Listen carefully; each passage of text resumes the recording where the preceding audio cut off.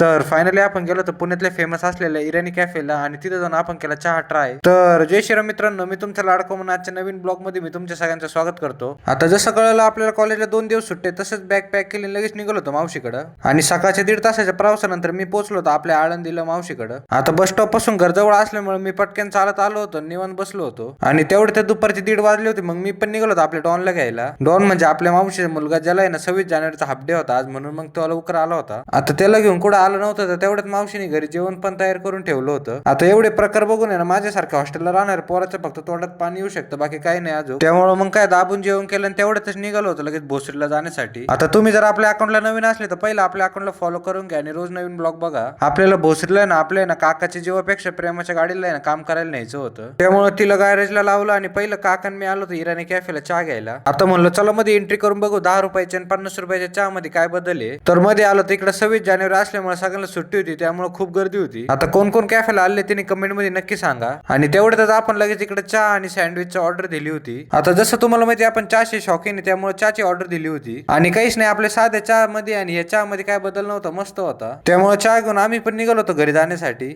आता ब्लॉग कसा वाटला कमेंट मध्ये नक्की सांगा. जाताना आपल्या अकाउंटला फॉलो करून घ्या.